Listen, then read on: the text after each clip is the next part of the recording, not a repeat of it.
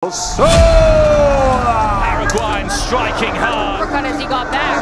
There's the 1-2. Azam India taking a lot of damage. He's moving his head, trying to stay You into know the fight's almost done. It's dangerous. He can see it. He sees the finish.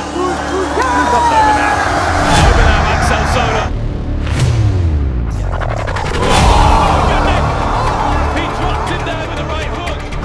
46 seconds the last time around. Is it going to be left this time around? The fire. Yunus spinning elbow by Yunus. He's got the legs. It's all over.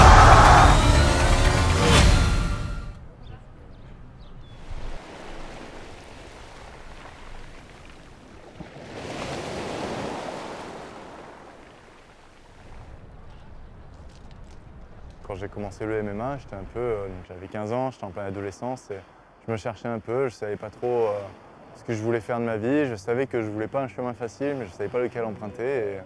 Et vraiment, quand j'ai trouvé le MMA, ça m'a vraiment cadré, ça m'a vraiment donné une ligne directrice dans mon développement personnel.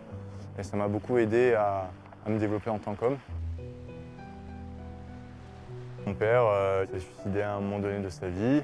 Et effectivement, aujourd'hui, il n'est plus là, mais bon, ça fait partie de la vie. Il faut aller au-delà de ça, quoi. Il faut en faire quelque chose de positif, même si sur le moment, des moments comme ça peut être vraiment très difficile. Un peu avant ce drame-là, j'ai pu participer au premier championnat du monde de MMA amateur où j'ai fini que deuxième, mais en fait en soi c'était déjà une victoire parce que je suis passé de je suis rien dans ce sport à je suis potentiellement bon, je suis potentiellement quelqu'un qui peut faire sa vie dedans et ça pour moi ça avait beaucoup de sens, ça m'a fait beaucoup de bien de me rendre compte et de performer à ce moment-là de ma vie et que tout le temps et l'investissement que je mets dans ce sport, en fait c'est pas pour rien.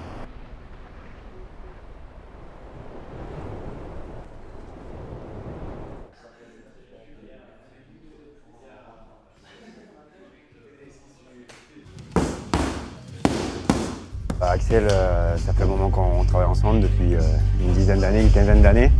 Du coup, au niveau technique, il y a une grosse évolution. On a mis l'accent sur le pied-point depuis quelques temps. Et là, ça commence à vraiment être très très précis au niveau des frappes. On a travaillé sur la précision, sur les changements de direction à puissance max. Donc là, on arrive, je pense que dans 3 semaines, on va avoir ce qu'on veut.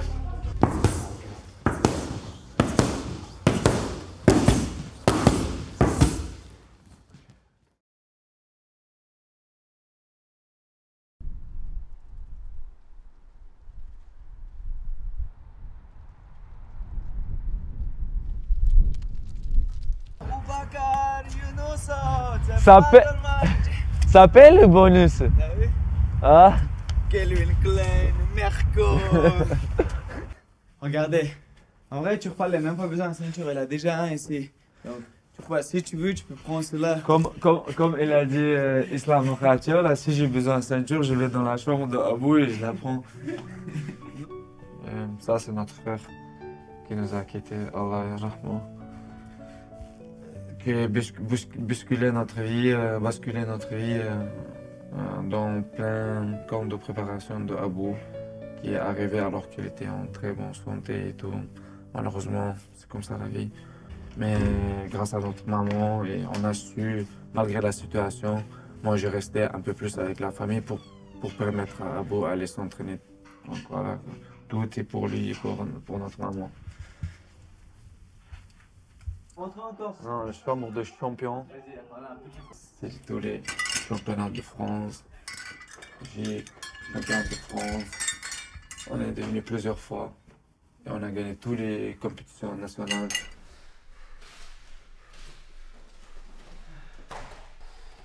Ah, c'est bien. Vous avez l'artiste.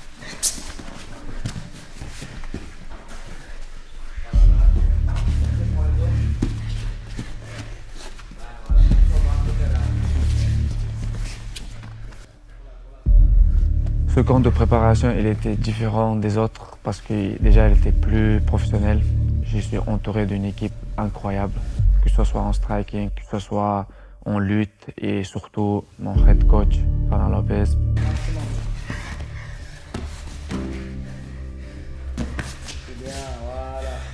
Je ne reçois pas une pression parce que Je sais très bien, même à mon combat, j'ai pas le droit à erreur.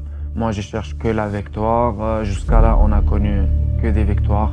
Et je compte ajouter une autre victoire à mon palmarès et surtout la ceinture. Ça va faire 6 ans, 7 ans, je suis son sparring partner. Son palmarès, tout le monde le connaît. Plusieurs fois champion de France en grappling. Une machine, il était ceinture bleue, il se battait avec ceinture noire. Puis il est passé en MMA. Il est dur. La pression qu'il met, je pense que ça va pas durer 100 rounds. Il va pas laisser de travailler comme il le fait tout le temps. Bien gérer l'énergie. Je me sens bien. C'est très bien. Il reste un mois. Encore un mois de travail dur. Et voilà, encore un ceinture dans la famille. Bien joué frère. Très très bon travail.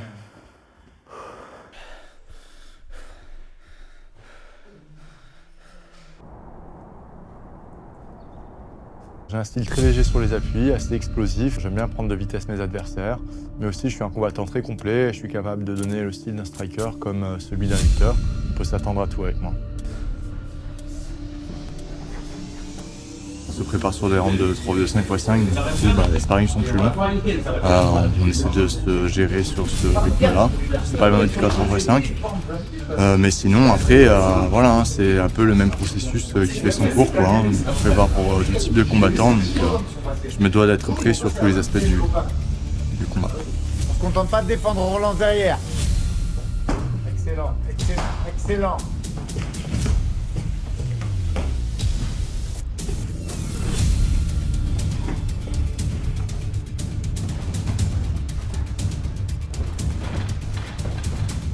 Très bon ça, Axel, très bon contrôle. Oui, excellent, encore, Baris, information, information. La pression, c'est un peu la même à chaque combat. Chaque combat est important, il n'y a pas un combat qui est moins important que les autres. À chaque fois, c'est crucial de gagner.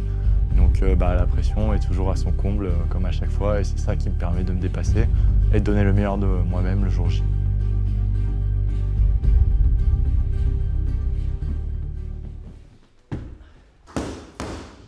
Axel, je l'ai connu du coup à la salle et surtout on a fait les championnats du monde IMAF en 2017 ensemble où il avait fait finaliste et depuis il est passé pro, il a enchaîné les victoires. Axel c'est quelqu'un qui s'entraîne très sérieusement, qui fait très attention à tout ce qu'il fait dans l'entraînement, il connaît toutes les positions, pour sortir, il sait où mettre les mains exactement. C'est quelqu'un qui pose beaucoup de questions à l'entraînement. Et voilà, il est très très minutieux sur l'entraînement, il prépare son combat à 100% et il s'entraîne tous les jours très très dur, il s'entraîne beaucoup avec des adversaires plus lourds comme Virgile qui va combattre aussi pour la ceinture. Et voilà, je sais que Axel va faire un très très bon combat, qui va remporter cette ceinture et j'espère le voir bientôt avec moi à l'UFC. Ce qui a été important pour nous, c'est d'avoir une endurance sur la puissance, c'est-à-dire d'être capable de frapper aussi fort au départ que sur la fin des rounds. C'est un très bon adversaire, je suis très content de l'affronter pour la ceinture. Je pense que c'est le genre d'adversaire que j'aurais aimé avoir de toute façon pour une ceinture, notamment à l'ARES. Donc j'ai hâte de faire ce combat, je suis sûr que ça va être pétillant pour les spectateurs. Je suis prêt pour tout, j'ai déjà fait plein de fois dans ma vie des combats difficiles, des moins difficiles.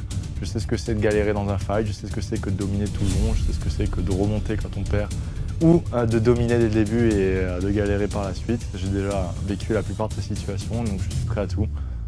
Mon bagage technique et physique me permettra de faire face à quelconque résistance, quelque type qu'elle soit.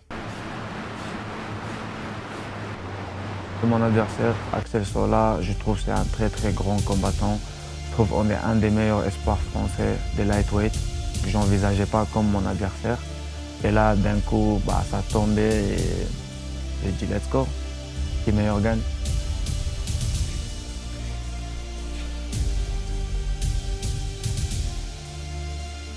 Je envisage un combat difficile, un combat engagé. Je me prépare pour 25 minutes de combat très très difficile. Mais je sais pas, on verra, peut-être ça va finir plus rapide qu'on pense.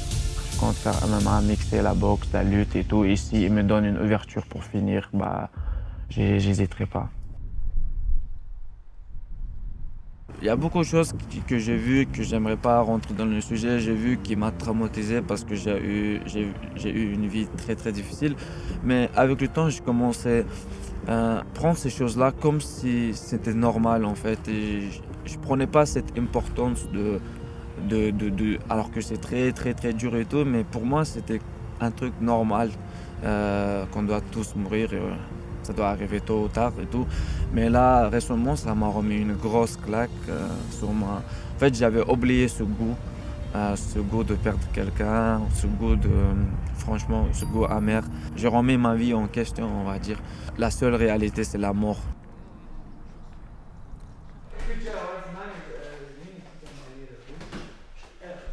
Axel Sola, c'est quelqu'un dur. C'est la vérité, c'est un bon adversaire. Il est bien partout, il est complet partout. Mais je pense pas qu'il ait la même mentale que mon frère. Et mon frère, il charbonne de ouf, mais il a encore un truc plus. Comment on dit, c'est un truc de tueur. Donc je pense qu'on va le finaliser. Ça sera un combat de ouf et je suis sûr à 100% que mon frère va amener la deuxième ceinture. C'est pas un problème. Chaque combat, j'approche pour faire toute la distance. Après, dans le combat, j'ai toujours ce éclat de, je vais pas dire génie parce que je me sens pas génie, mais je sais pas, je ressens toujours. Et dès que je ressens, bah, je cherche, tuer ensemble, de finir mon adversaire.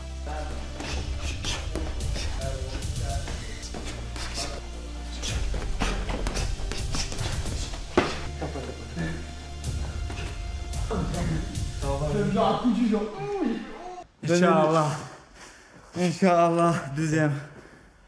Donnez-lui encore un ceinture, les gars, avant qu'il blesse quelqu'un. C'est un conseil. Ah bon. Inch'Allah. Tout ça pour ça. Mon petit frère, il vient de gagner et j'aimerais bien gagner aussi et avoir 2 ceintures parce qu'on avance toujours coude à coude et je veux pas que ça s'arrête là. Il n'a pas vraiment été mis en difficulté par ses précédents adversaires. S'il ne me met pas KO ou il me finit pas, je vais rester devant lui 25 minutes parce que je ne reculerai pas. Inch'Allah, la ceinture, j'espère, Inch'Allah, elle va rentrer à 3. Je vais faire tout pour qu'elle rentre à 3. Ben, moi, je dis que la ceinture appartiendra à Nice. Voilà, elle a besoin de bronzer. Je la trouve un peu pâle. Je pense que j'ai les armes pour battre Tourpal. Axel Sola, j'espère que tu es prêt pour ce combat parce que je me prépare comme un fou. J'espère qu'on fera un beau combat et que peu importe l'issue de combat, les gens ils vont dire waouh. Je pense que je suis plus rigoureux que lui sur les différentes phases. C'est là-dessus que je capitaliserai et que je prendrai le dessus dans le match. Tourpal, j'espère que tu seras dans la meilleure forme de ta vie parce que moi ce sera le cas. Donnons aux spectateurs un match digne de son nom d'un champion Ares et que le meilleur gagne. Les fans de MMA français, venez là le 15 décembre. Au Palais des Sports pour Ares 18. Faut pas rater ça. Franchement, s'il y a un Ares à regarder cette année-là, c'est celui-ci. Donc manquez pas le rendez-vous.